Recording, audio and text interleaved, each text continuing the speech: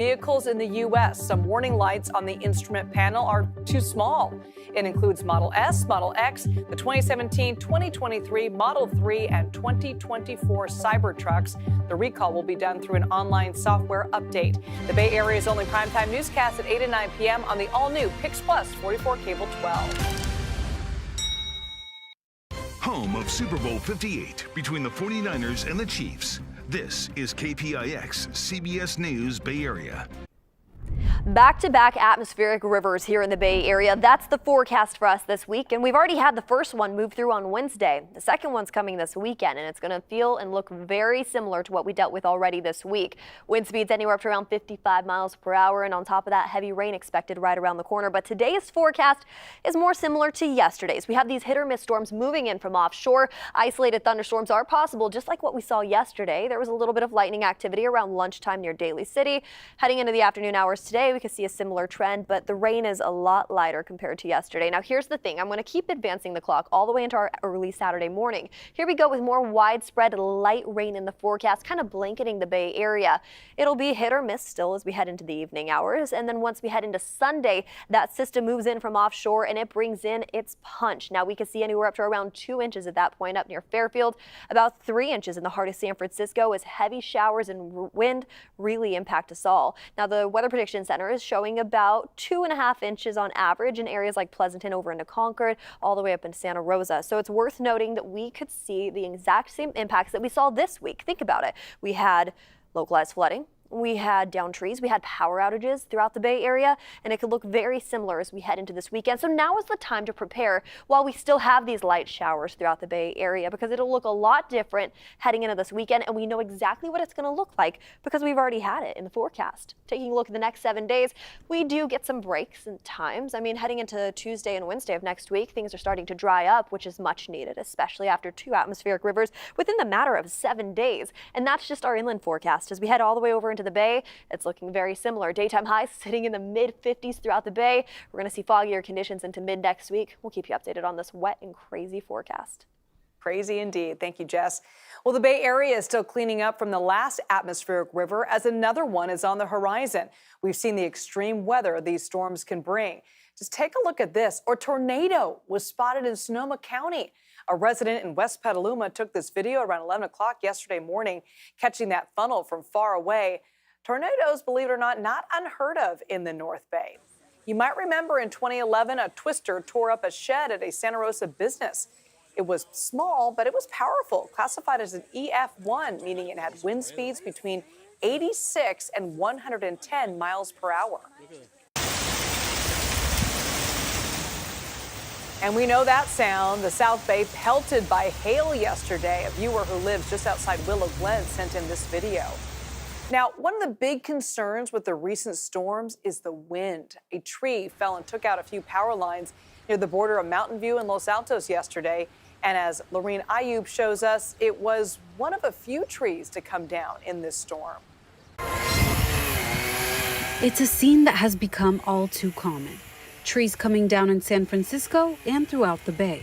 This morning at the Kezar Stadium, the former home of the 49ers, a eucalyptus tree split in half, knocking down 2 native Monterey cypress trees, which then damaged the main entrance gate of the stadium. Local runner Cam Ashbo heard the sounds. I mean, it was not that unexpected.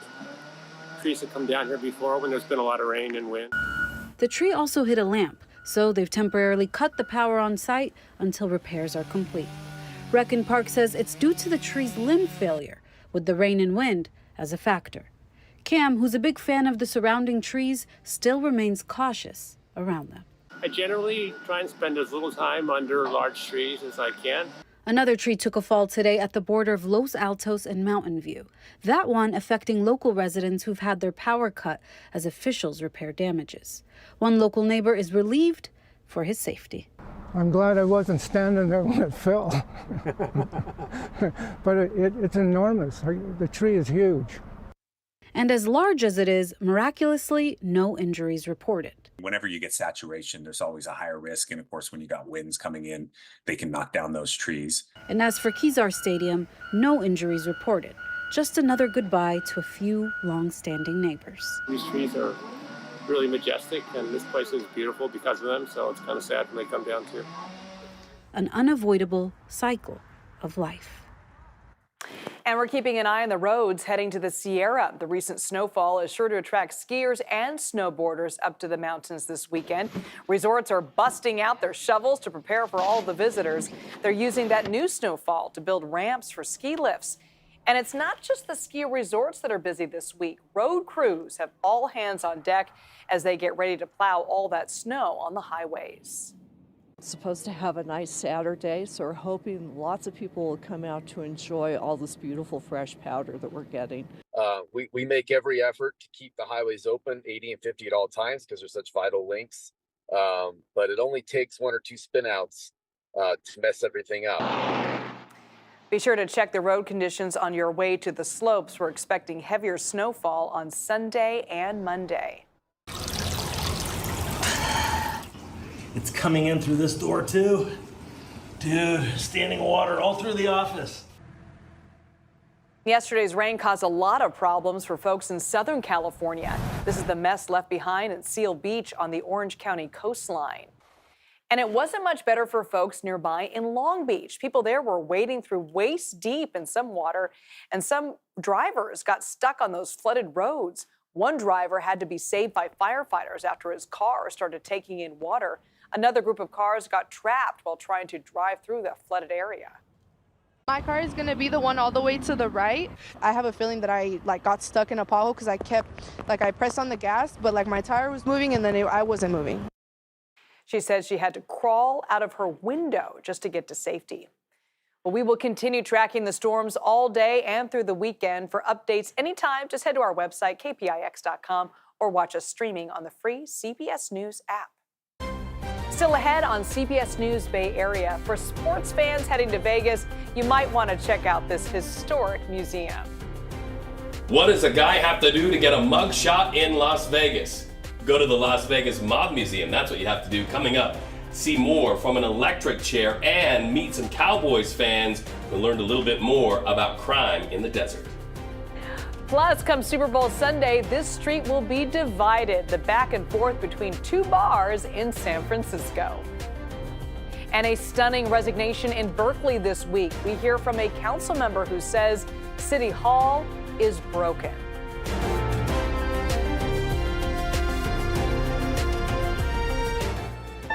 These are the stories that inspire us. This is where we're going to build all the bikes. Connect us. All right, guys. Drive us.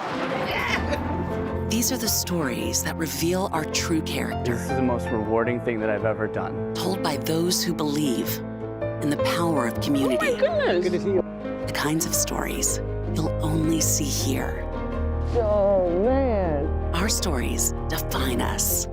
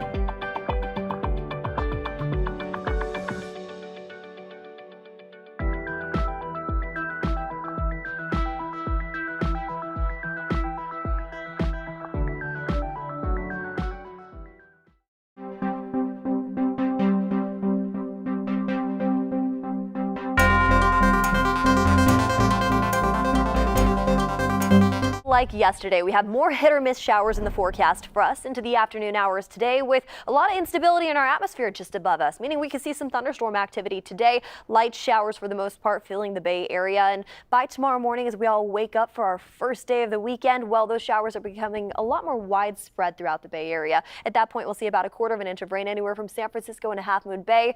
And what really we need to be focusing on is our Sunday forecast. Sunday, another atmospheric river event moving its way in from offshore, causing gusty conditions and heavy showers. We are here to keep you prepared as we get closer into our weekend forecast.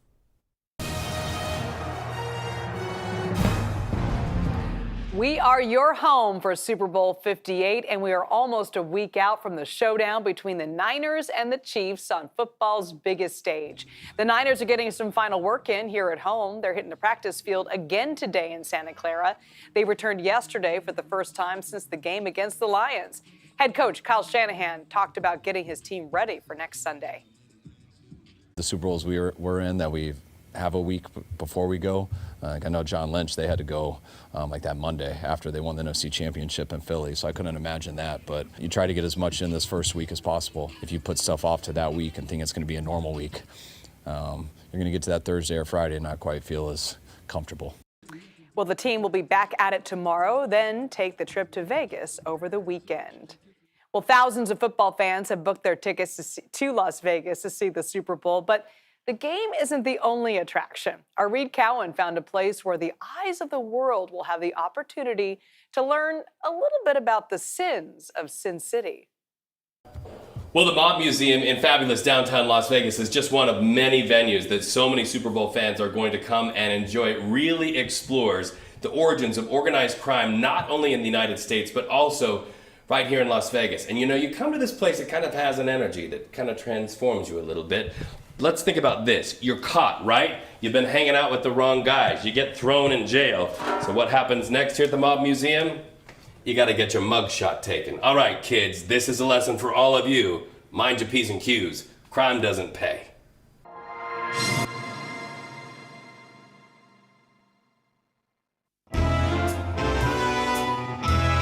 It's the mob, see, kid? The wise guys, the ones always lurking in the shadows. Bad guys with eyes that ended up frozen, see? Frozen in mugshots on a wall at the Mob Museum in Sin City. The place football fans will learn that before tackles and touchdowns, there were right hooks and lead bullets as the lights came on in the Nevada desert. Did you want to get your mugshot taken? Sure. That there's Janet Coward. This looks like a good number. 0620-947. Bravely getting ready to have her mugshot taken. Mean mug it. Intimidating, serious. 1, 2, 3. She's doing it just like hundreds of visitors will in the run-up to the Super Bowl at the museum that tells the story of Las Vegas's mafia beginnings. It was surreal. It was something I had never hoped to do in real life. Years ago, this place held court where mob bosses were questioned and televised hearings watched by millions. So it was only fitting Look at their gun. that the relics of organized crime would be gathered in the very spot so the public can see the battle between good and evil as Las Vegas grew. I think it's fantastic because I'm a crime buff. I could understand how some people wouldn't like this because it's sort of got a bloody history. The museum not only has items like Bugsy Siegel's glasses and guns, but pieces of mob history from all over the country. The wall. Janet gasped when she saw the actual bullet-ridden wall from the 1929 St. Valentine's Day massacre that killed 7 as mob members were lined up and shot up. I hate to say it's fascinating, but it's fascinating to me to see actual history in front of me. You're touching here, but you're touching someone's soul. Someone died. And to me, that's fascinating and morbid at the same time. We are not here to glorify organized crime. It's very much a part of American history, and especially here in Las Vegas, it's a huge part of our history, but it's not about making these people out to be heroes. Mob Education Director Claire White doesn't whitewash what happened here in Vegas, where for a time, the mob skimmed money and dumped bodies in the desert. This place, she says, is to show crime is a dead-end street. A message Janet and her friend Linda got loud and clear. Pull the lever. Sitting in an electric chair. Ouch. When you see this, it just makes you think, is it worth it? So listen up, kid. Do the crime, you'll do the time.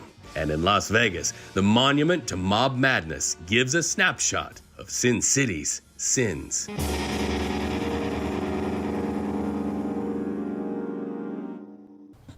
All right, so you got me. I copped to it all. And what we're copping to especially is a love for all things Las Vegas. It's been our joy this week to show you a few things that you can do when you come in for the Super Bowl, and in between that Super Bowl fan experience, learn a little bit more about Las Vegas and the place the mob made. Too fun. Thank you, Reed. Well, the faithful will pack bars across the Bay Area rooting for their team, but you might not want to end up on the wrong side of a certain street here in San Francisco come Super Bowl Sunday. Kelsey Thorid shows us the battle lines have been drawn between two bars.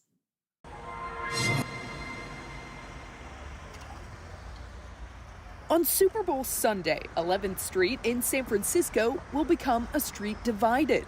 We're like, if we're going to do this, let's just make it right. Let's just say Kansas City owns this bar, Niners can own Butter, and everybody's happy. Vlad Kood owns both Buzzworks and Butter, two bars that sit across the street from each other in Soma. He opened Buzzworks back in 2016 and says Chiefs fans quickly claimed it as their own. She said, we want to take over your bar. We call dibs. You guys don't have anybody representing, an out-of-town team, so we want to start coming here. That she Vlad is talking about is Cricket Miller, a Chiefs super fan and former Chiefs cheerleader who moved to San Francisco in 2015. It was just really sad because I was by myself. I needed that community. I needed that, really like that bond with other Chiefs fans. Cricket says she eventually found a few other Chiefs fans, and it was the handful of them that came to Buzzworks 8 years ago to claim it. She says those first few seasons, there were only a dozen or so fans that would show up to the bar for the games, but now that number's in the hundreds. Probably more than 700 in the. We get people that travel, that tour, come to visit here, tourists. That's why this Super Bowl is going to be so special. Buzzworks is expecting a packed crowd of Bay Area Chiefs fans on the big day, but they also want to support the hometown team. To do that, they plan on opening their sister bar, Butter, right across the street and let Niners fans claim that bar as their own. This year, we're making sure that we let all the Niners fans know that they are welcome across the street over there, but here, this day belongs to the Chiefs. It's a day everyone on both sides of the street is excited for. Vlad says he's prepared for some good old smack talking between the fan bases, but when it comes to who he's rooting for, that's something he's keeping close to the chest. I'm rooting for the winner. Very diplomatic answer there. Well, if you can't snag a ticket for Super Bowl 58 in Vegas, we've got you covered. You can watch the game on KPIX and streaming on Paramount Plus Sunday, February 11th. Well, still ahead. That was an eye-opener to me. Scary moment, of course, thinking that something like that could happen to me. As we begin Black History Month, we are honoring trailblazers here in the Bay Area. How an attorney who argued some of the biggest civil rights cases in California history got inspired to get involved. And a reminder, you can stream CBS News Bay Area wherever, whenever. Catch all of our live newscasts plus news and weather updates throughout the day. Find us on the free CBS News app or on Pluto TV.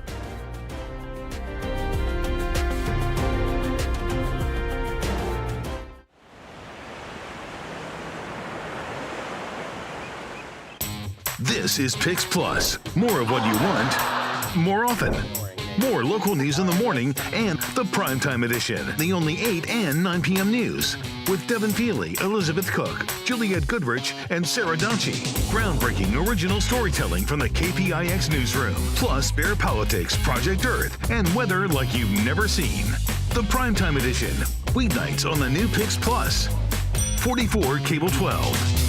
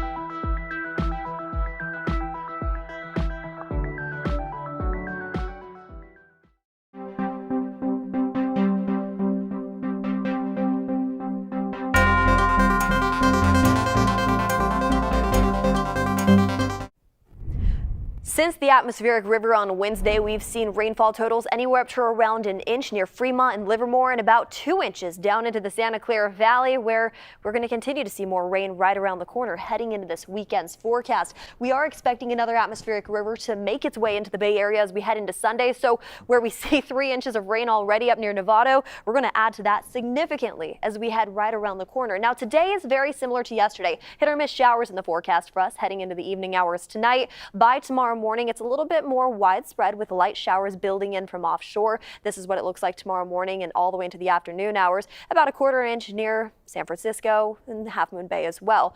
As we head into our Sunday forecast, the showers really start to ramp up. It'll feel very similar to Wednesday with wind speeds getting very breezy along our coast and really heavy rain causing a lot of impacts like downed trees, power outages, and a potential chance of localized flooding as well.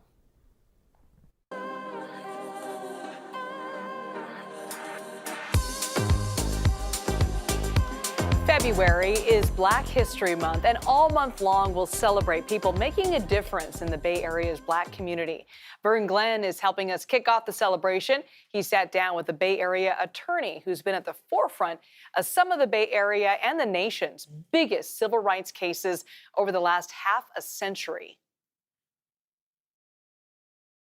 Step inside John Burris's Oakland office, and displayed are a museum of cases all over his walls. Burris has thousands of cases and a resume of over 40 years. And when each one is done, no pat on the back, no breaks. It is always on to the next case. I did not want a job. I didn't want anybody telling me what to do. Right. I didn't want anybody handling me. You wanted to be the boss. I wanted to be the boss. Right. Or as they said in some circles, the man. How did he get to be the man? It started here in Vallejo, his hometown, through his old neighborhood, 1256 Louisiana Street. 6 kids lived in that house. 6 kids in that house? That house. 1626 Ohio Street, a neighborhood shaken by the news of the 1955 lynching of 14-year-old Emmett Till in Mississippi. That was an eye-opener to me. A scary moment, of course, thinking that something like that could happen to me. Another reason he someday wanted to be the boss: labor in the hot sun in nearby Fairfield. You wouldn't know it because it's off season, but at harvest time, in June, July, and August, for over a decade, starting at age 6, this is where you found John Burris, picking walnuts, picking fruit. You take a row, and you go all down that row. Then you have to stack your boxes along the way, and you have to mark your boxes. So I did that for a while. I stopped working in the fields when I got old enough to say I'm not going. Vallejo High School, class of 1963. Goodbye, Vallejo. Hello, civil unrest of the 1960s and 70s at Cal. Every day there were protests of some kind, marches. When I first got here, the National Guard was up there, parked on the street right off of Telegraph. I have one vivid memory of running through this way from the tear gas that was pursuing us. He went to Berkeley Business School to become an accountant, but the heavy influence of then law professors, soon to be mentors, Henry Ramsey and Clinton White, compelled him to come to Berkeley Law School to succeed and lead. I looked up to these guys and I saw what they had done, and I wanted to do more. And so I really thought that I had an opportunity to move the social agenda to instill in the other students that were there what our responsibilities were to the future students. This is a room where we used to have our meetings, calling on people who would be sitting, there'd be couches and chairs around here. And we would have spirited discussions here. That was the foundation of the John Burris we know today. Just what Henry Ramsey and Clinton White vision. His wife, Cheryl, has been a great teammate. I always attended his trial, watched the juries, watched the other attorneys, watched the judge, and just kept a look at the framework of what's going on and gave him feedback at the end of each day. And we would talk about it. Good morning, everyone. Burris continues to fight the good fight, mentoring lawyers along the way. Adante Pointer was with him for 15 years. Ben Nissenbaum, right next door since 2001. You have to have dogged determinism, which is who he is, and that's what he embodies in terms of just being committed to getting the results despite the odds. The poor get beaten down in our country. They get tread upon, and that includes by police. And John has always stood up for people where that's happened. No secret, part of my issue is I'm representing people against the establishment, if you will, namely corporations and or the police. And so these people are all at a disadvantage, and I'm sort of their champion. We will bring you more stories like this all throughout Black History Month, and be sure to catch our special Black in the Bay. That's on Friday, February 23rd at 4 p.m. right here on CBS News Bay Area. Coming up in our next half hour on CBS News Bay Area, a sudden exit for a Berkeley Council member. I wish you all the best, but I'm resigning. Thank you. Why 2 council members have now called it quits in just a month. Plus, a San Francisco restaurant owner fed up with repeated break-ins, why he says the city is adding insult to injury. These are your neighborhoods. This is your world. CBS News Bay Area. Still ahead on KPI. With Juliette Goodrich. And the CBS Evening News with Nora O'Donnell. Taking you to the day's top stories. Smart, comprehensive coverage. And immersive weather like you have never seen it. Join Juliette Goodrich and Nora O'Donnell. Weeknight 6 to 7:30 on KPIX.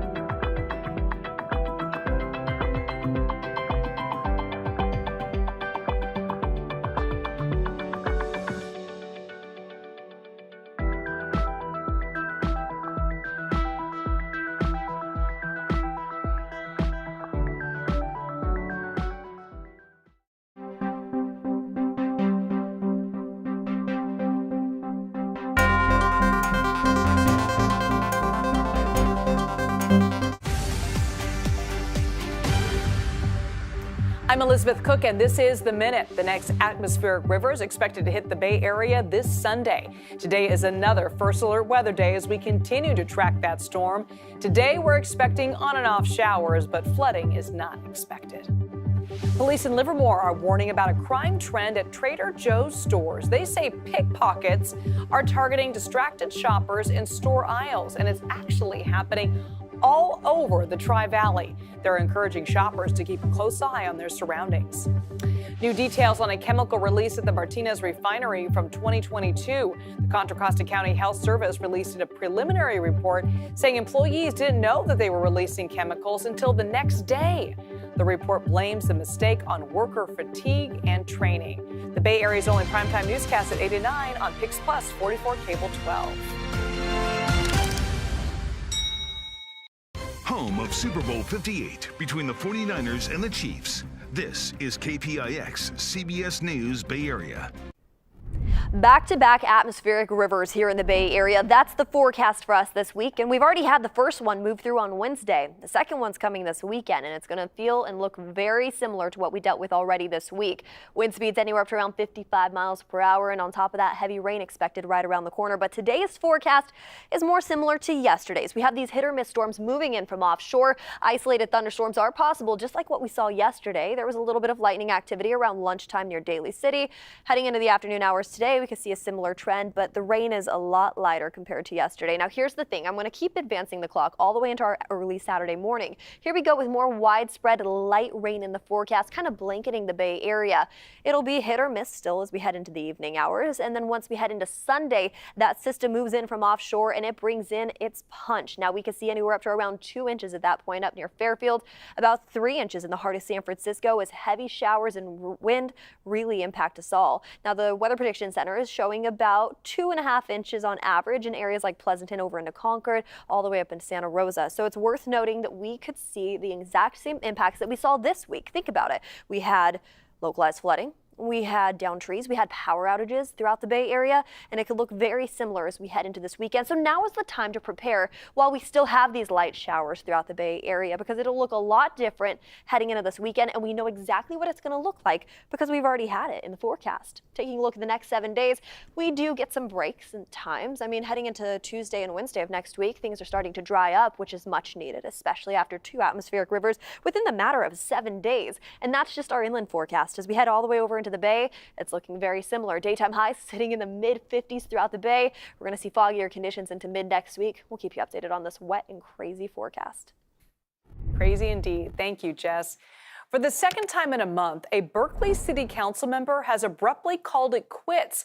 And while she dropped the mic in the middle of a meeting this week, she isn't dropping out of the race for mayor. Andrea Nakano spoke with her and her opponent. Kate Harrison was first elected in 2017. She apologized to her constituents, but felt that this was something she had to do to spotlight issues at City Hall.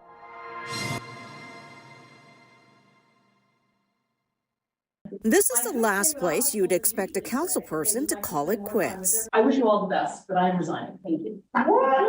Right in the middle of a public meeting, but that was the point. And at this point, I feel like the processes in City Hall are broken, and that people on the council have no idea how bad it is. Kate Harrison is now in her second term representing District 4, which covers the downtown area. While the announcement was sudden, the decision was not. Harrison said she'd been thinking about it for a while. It came in the middle of a discussion about spending $7 million to put up cameras at several intersections, a project she ultimately ended up opposing. So we have seen a steady but slow erosion of democracy. We got rid of the policy committees a few weeks ago. Why? That would have been a great place to talk about this proposal, which has some merits. I feel like people are trying to silence dissent in the city. Even her fellow council members like Sophie Hahn were caught by surprise. Hahn didn't get what Harrison exactly meant by broken processes. I have to tell you that it is a mystery to me. I do not fully understand. I don't even partially understand what she is referring to. Because Harrison is less than halfway through her second term, the city will now have to hold a special election to fill her spot. It also means Harrison's district will lose its representative. Not having the full number of council members that the people of Berkeley expect the city to have means that on one or another issue, the votes might not be there or might fall differently. But by putting the spotlight on Berkeley city politics, Harrison's hope is that in the end, it's the people that will benefit the most. I wish you all the best, but I'm resigning. Thank you. The people of Berkeley need to have a say in what's happening in their town. This town doesn't belong to politicians. It belongs to us, the people. Harrison says her resignation won't impact her race for mayor. She will face off against Councilmember Hahn in November. Rigel Robinson gave up his District 7 seat and his mayoral bid last month. He said city politics are just too toxic. There's a special election in April for his South Side district near UC Berkeley. Unclear if Harrison's District 4 will be added to that or done separately. The city of San Francisco says property crime is down, but the break-ins that do still happen are producing plenty of frustration. Jose Martinez speaks with a local business owner whose Market Street restaurant just got hit. I'm here at Market Street, just a block from Union Square, where the frustration is real after yet another break-in. Now, this time here at this restaurant, and the owner tells me he's fed up with crime in the city.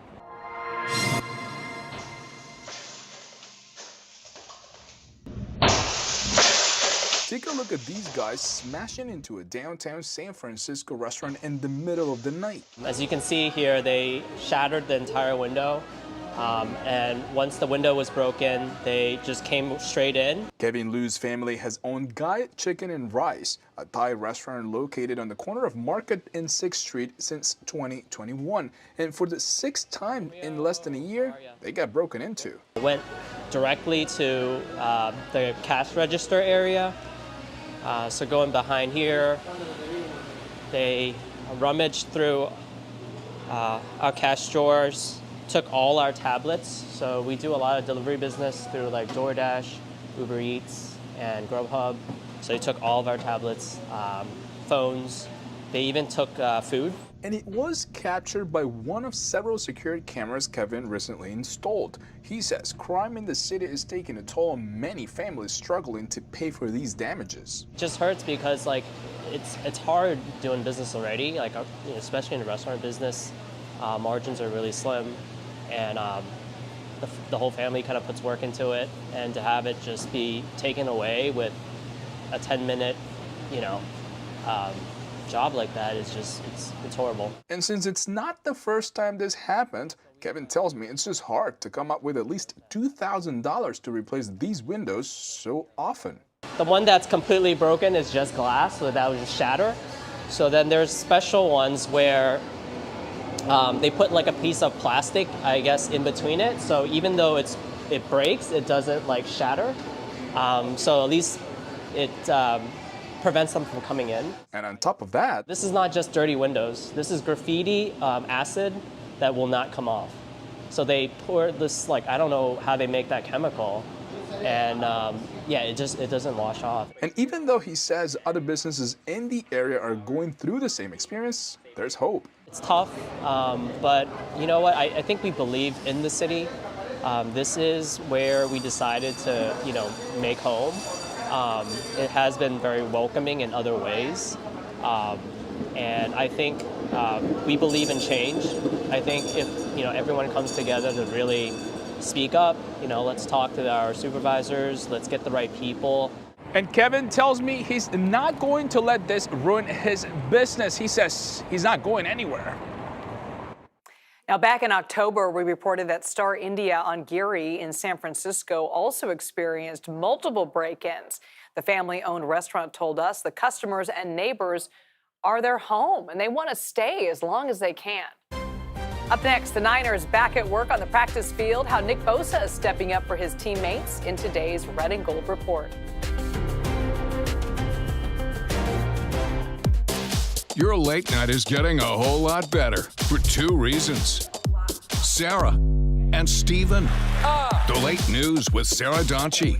Then The Late Show with Stephen Colbert. Back with all new episodes. Really? These are two shows you'll want to spend the night with. Then go to sleep knowing you won at TV. What? Record it, stream it, watch it live. The late news and the all-new Late Show. Weeknights starting at 11 on KPIX.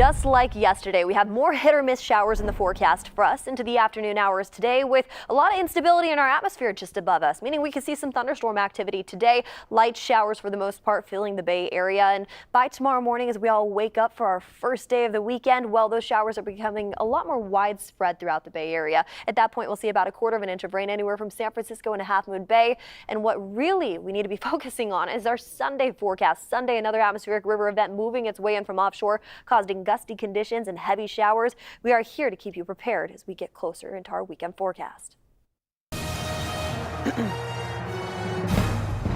The 49ers are back at practice, making their final preparations before they head to Vegas this weekend.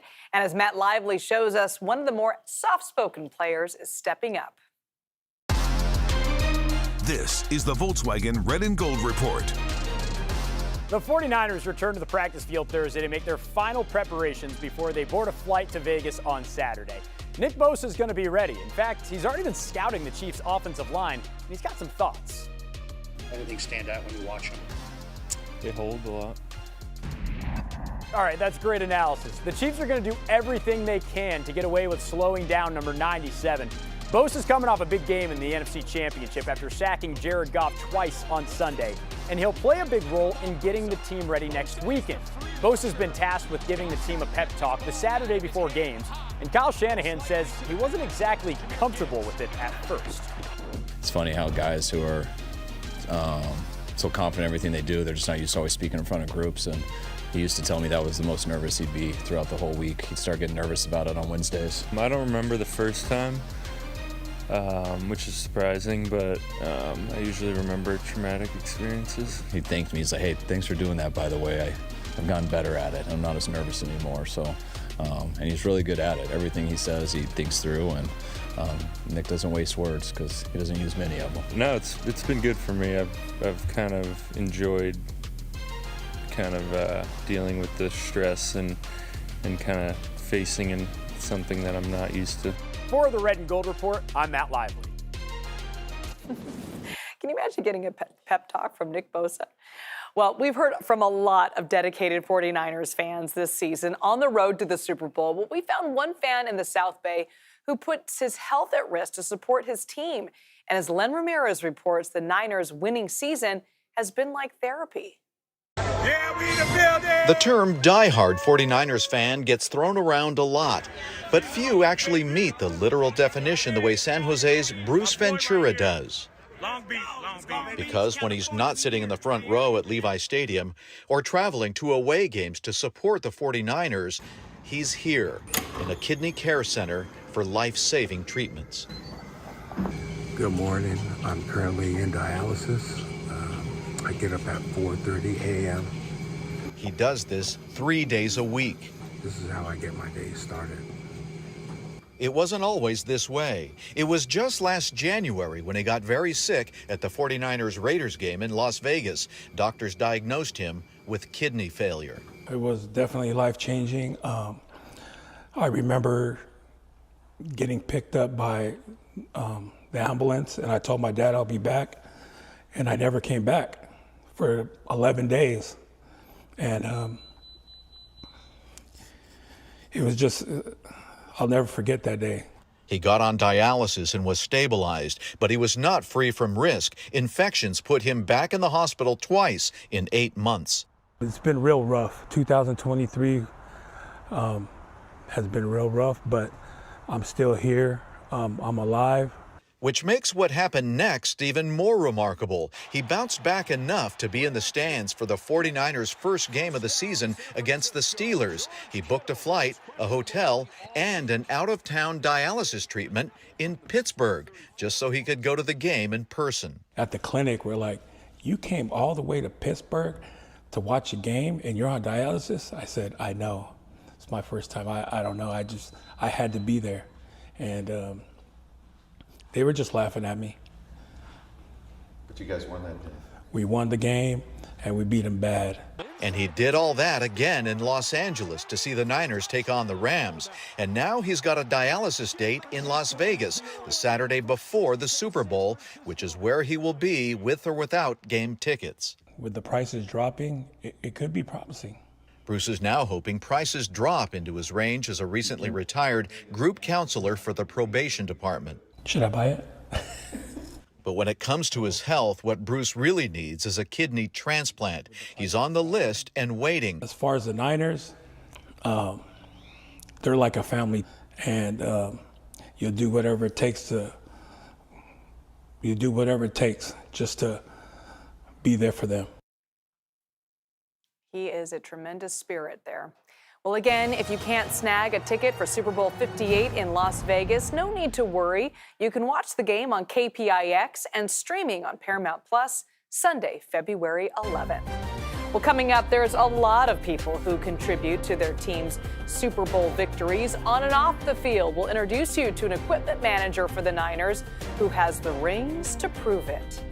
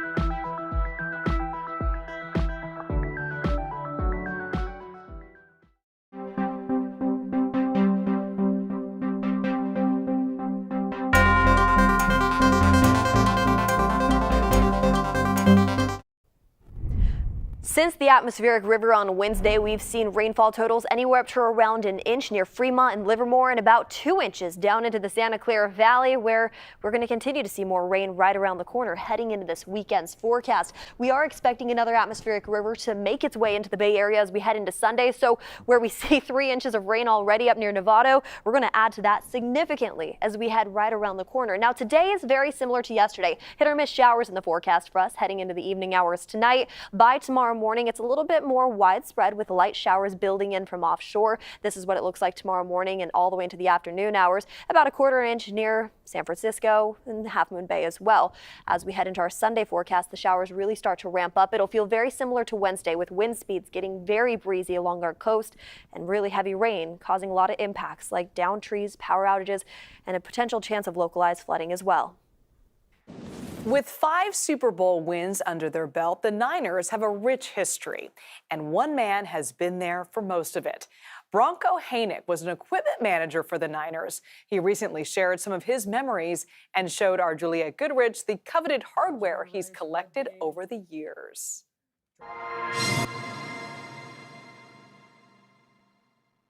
I think they're on the roll. They're the best team. If anyone is more positive about the 49ers and their road to winning a 6th Super Bowl, So that's for the 49er days. it's Pleasanton resident Bronco Hanick. My dad worked for the Raiders.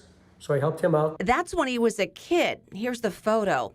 And then he spent the next 30 years in the NFL in his adult years, 16 of those as the equipment manager for the 49ers. And that's me when I was hired. And that's us in their equipment room. That's how small it was.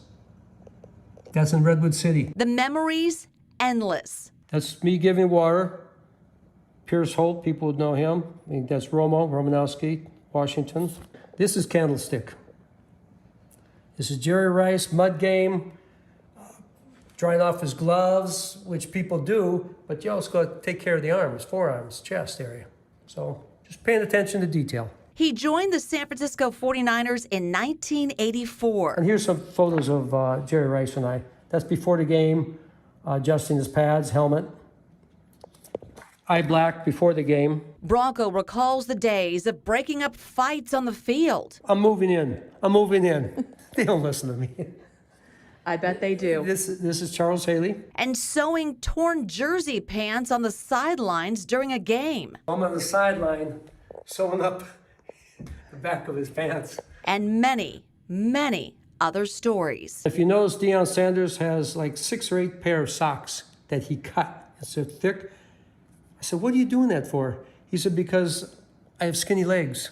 I said, any guy in the NFL would trade for your legs, that speed. He was with the 49ers for 16 playoffs, and he was with them for 4 Super Bowls, which comes with 4 prized possessions he displayed right on his kitchen counter, beginning with Super Bowl number 2. When we played the Dolphins at Stanford. Let's look at the detail. The Golden Gate Bridge with the clouds coming in. Here's number 3. Coach Walsh wanted the ring to represent the rim of a stadium. They put team of the 80s. Number 4. This is when we went to New Orleans and we played the Denver Broncos. We beat them 55-10. I told the clubhouse people helping me, go get those boxes with championship hats and t-shirts, pass them out in every locker. I said, well, that's bad luck. I said, luck had nothing to do with it. This game is over. And number 5. And the last Super Bowl, the 5th one, is important. That's when we beat the Chargers. This also has the 49er logo, the 75th anniversary of the league, and then the Super Bowl logo. Do you have a favorite one? I like the second Super Bowl at Stanford because that was my first one. For me, it was a high because I had never been there before. Stanford, the second Super Bowl was my first Super Bowl, so I didn't know what to expect. I just want to make sure everything's ready, as in every game, but definitely this one, because you're on national TV, international TV, whatever. I want to make a difference, not to have anything I do affect the game, except in a good way. I was there for the 2nd, 3rd, 4th, and 5th. We need one here, Bronco. I think they'll get one. I think they'll be the 3rd organization behind the Patriots and Steelers to have 6 Super Bowl trophies in their case. I am nervous just wearing these. Your better hand is heavy there. Well, thanks so much for streaming CBS News Bay Area. I'm Elizabeth Cook. We'll be right back with your First Alert forecast and a look at your top stories.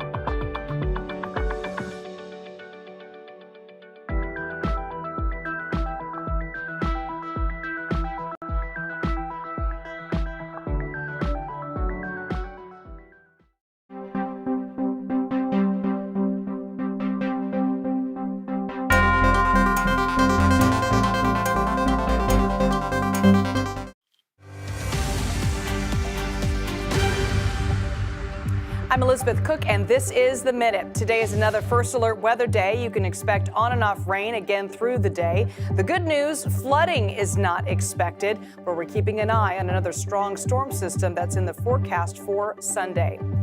2 people are in the hospital after firefighters rescued them from a burning home. It broke out around 11:20 last night on Temple Street in Pacheco.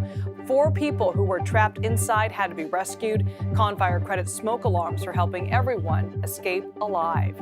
Tesla is recalling nearly all of its vehicles in the U.S. Some warning lights on the instrument panel are too small. It includes Model S, Model X, the 2017, 2023, Model 3, and 2024 Cybertrucks.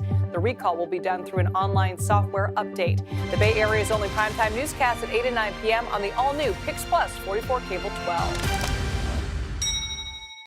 Home of Super Bowl 58 between the 49ers and the Chiefs. This is KPIX CBS News Bay Area. Back-to-back atmospheric rivers here in the Bay Area. That's the forecast for us this week, and we've already had the first one move through on Wednesday. The second one's coming this weekend, and it's going to feel and look very similar to what we dealt with already this week. Wind speeds anywhere up to around 55 miles per hour, and on top of that, heavy rain expected right around the corner. But today's forecast is more similar to yesterday's.